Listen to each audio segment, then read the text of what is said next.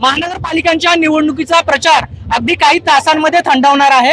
या ठिकाणी मोठ्या प्रमाणावरती प्रचार सुरू आहे। आपल्यासोबत भाजपचे शहराध्यक्ष शत्रुघ्न काटे आहेत।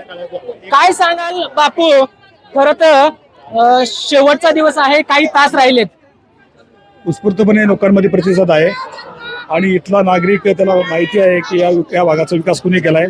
स्वर्गीय लक्ष्मण भाऊ जगताप असतील, आता आमदार शंकरशेठ जगताप यांच्या मार्गदर्शनाखाली या प्रभागाचा विकास चांगल्या प्रकारे झालेला आहे। येथील नागरिकांचा विश्वास हा भारतीय जनता पार्टीवरती आहे आणि आता स्वतःही निवडणूक प्रमुख शंकरशेठ जगताप या पदयात्रेमध्ये सहभागी आहेत आणि उत्स्फूर्तपणे सहभाग तुम्ही पाहू शकता।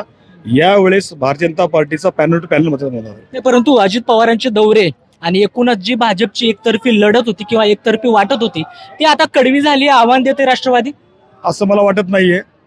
भारतीय जनता पार्टी विकासाच्या मुद्द्यावरती निवडणूक लढते आणि येथील जनतेला विकास हवा आहे आणि मला येथील नागरिक सगळं सूचना आहेत। नागरिकांना माहिती आहे की आरोप करून काही होत नाही, विकास लोकांना पाहिजे, त्या पद्धतीने पिंपरी चिंचवडची जनता ही विकासाबरोबर असणार आहे। अजूनही तुम्ही 100 पारचा नारा जो दिलाय त्याच्यावरती ठाम आहात? हो, 100 पारचा नारा आमचा हा फिक्स आहे आणि येणाऱ्या 16 तारखेला तुम्हाला 100% दिसेल की आपकी बार 100 पारचा हा नारा आहे। तो विकासाच्या जोरावर पिंपरी चिंचवड शहरामध्ये जो विकास झालाय 2017 नंतर, 2014 नंतर आणि केंद्रात असेल राज्यात असेल, ज्या सगळ्या योजना आहेत त्या सामान्य जनतेपर्यंत पोहोचलेल्या आहे।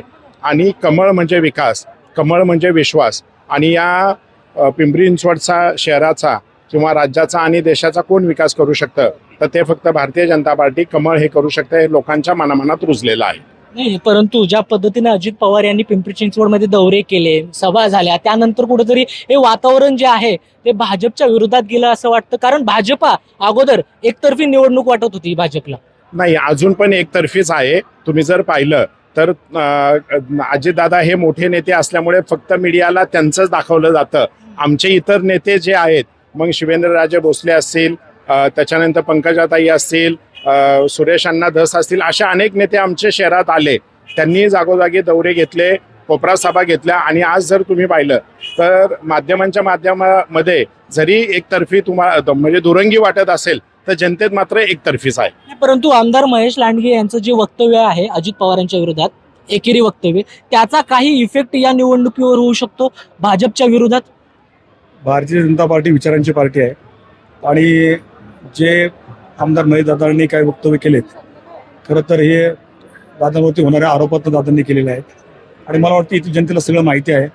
तरी पण मी तुम्हाला सांगतो की भारतीय जनता पार्टी बरोबर येथील भोसरीमध्ये नागरिक असतील, चिंचवड मतदारसंघातला असेल किंवा पिंपरी मतदारसंघातला असेल, या तिन्ही मतदारसंघामध्ये आमच्या दोन्ही आमदारांचं काम चांगलं आहे। त्याच्यामध्ये विधान परिषद आमदार, त्याही दोन्ही आमदारांचं काम चांगलं आहे।